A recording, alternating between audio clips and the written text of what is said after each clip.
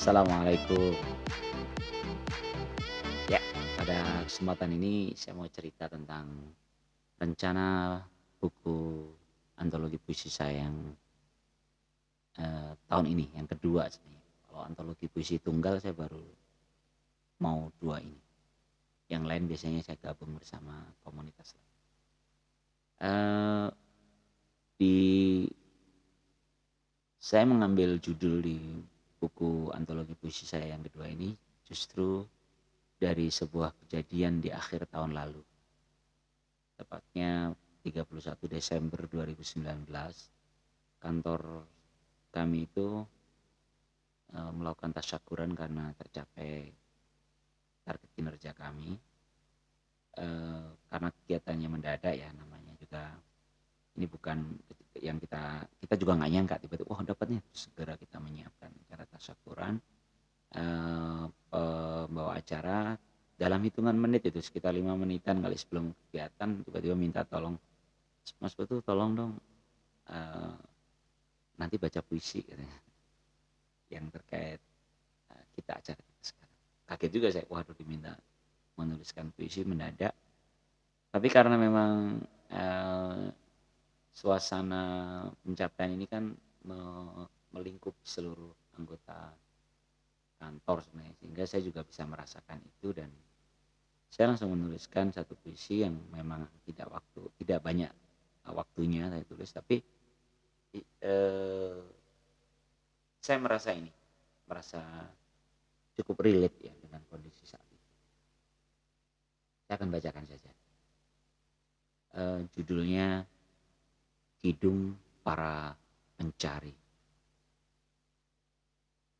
Kita para pencari berlari-lari di sepanjang ruas hari, tanpa henti meneliti tiap senti dengan iringan getar doa sepenuh hati.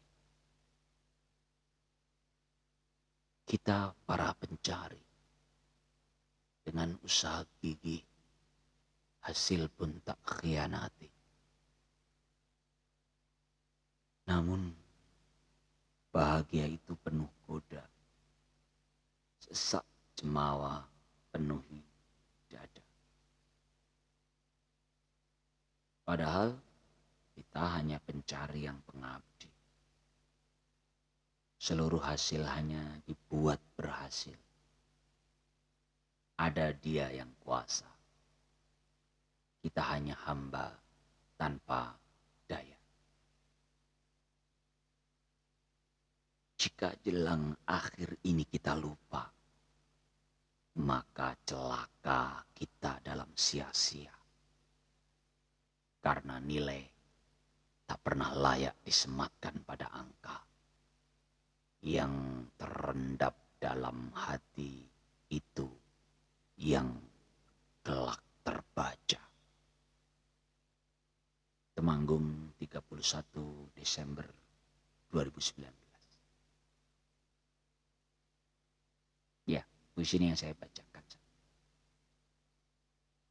Sebenarnya isi puisi ini terinspirasi oleh kejadian sekitar 4 tahun sebelumnya, yaitu saat kantor yang sebelumnya, tempat saya bekerja, tercapai target penerimaannya, namun memang kepala kantornya sedikit unik ini. Kepala kantor yang sangat dekat dengan kegiatan masjid. Saat dia mau melakukan tasyakuran untuk tercapainya target penerimaan itu, dia justru mengundang hafiz Quran. Beberapa hafiz Quran diminta untuk melakukan membacakan, jadi tasmi', dia melantunkan hafalannya dari surah Al-Fatihah sampai dengan An-Nas dalam satu hari. Sehingga itu menjadi pengalaman pertama buat saya sebenarnya, mendengarkan Al-Quran dari Al-Fatihah sampai An-Nas dalam satu hari.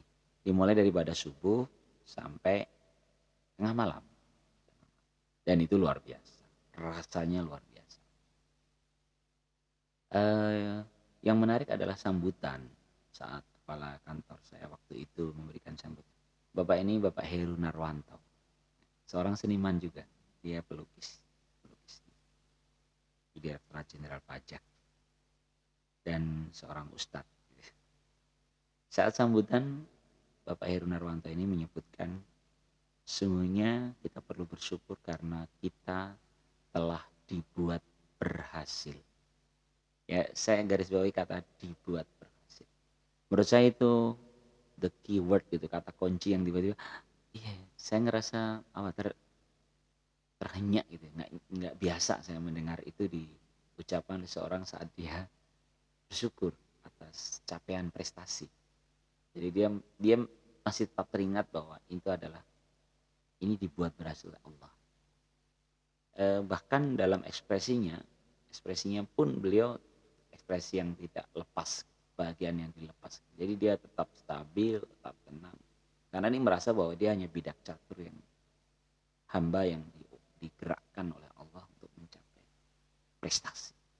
Menurut saya ini hal yang luar biasa.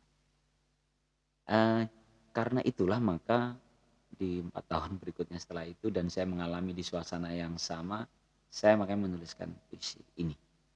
Di bait ketiga tadi kan ada kata itu, seluruh hasil hanya dibuat berhasil oleh Allah. Ada Dia yang kuasa, kita hanya hamba tanpa daya. Ya, puisi ini akhirnya ketika di tahun 2020 saya kembali berkomunikasi dengan pihak penerbitnya, diminta mengirimkan naskah puisi untuk dibuat antologi buku puisi saya yang kedua. Saya sengaja memilih puisi ini sebagai judul antologi, yaitu Kidung Para Pencari. Mengapa? Karena ternyata ini relate dengan saya pribadi. Misi saya setelah buku yang pertama. Buku pertama itu kan kita dua kurva saling terbuka. Multi tafsir memang ya. Kalau bicara cinta, dua kurva saling terbuka justru nggak pernah ketemu gitu ya.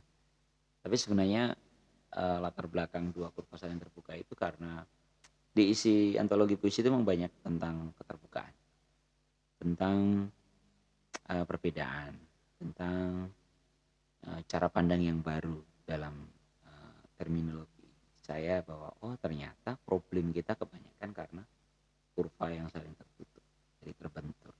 Kenapa nggak terbuka? Bahkan kalau latar belakangnya sebenarnya dari buku ini, latar belakang dua kurva saling terbuka itu, buku ini ada waktu dia bicara tentang tahapan budaya, Van Perusen ini menuliskan tahapan budaya itu ada 3, mitologi, ontologi, dan fungsional. Ini fungsional. Tahapan fungsional itu adalah tahapan, jadi mitologi itu saat subjek manusia dengan dunia sama-sama tertutup, tapi subjek ada di dalam objek. Jadi manusia itu terjebak pada alam. Sementara ontologi itu manusia mencoba transenden, dia membaca keluar dari objeknya sehingga kurvanya tertutup dan terpisah. Maka substansialisme ada di ontologis. Kayaknya nanti dalam satu konten khusus lah kita ngomongin itu. Yang jelas ini ada gambar kurva ini yang fungsional, bagaimana subjek manusia dan dunia sama-sama terbuka. Dan ini sebenarnya menginspirasi istilah dua kurva saling terbuka. Nah, untuk yang kelanjutannya adalah bahwa selain terbuka untuk menjadi saling mengisi, saling membaca, saya merasa masih mencari-cari terus tentang banyak pertanyaan dalam hidup ini, sehingga Kidung Para Pencari menjadi relevan untuk saya pribadi, karena saya masih selalu mencari. Ya, itu ceritanya ya, latar belakangnya. Sehingga tunggu aja ya, mohon doanya semoga bulan November itu akan bisa terbit buku antologi tunggal saya yang kedua. Mungkin itu ya, tetap semangat untuk membaca, terus mencari, semoga segera kita menemukan apa yang kita cari. salam literasi. Assalamualaikum warahmatullahi wabarakatuh.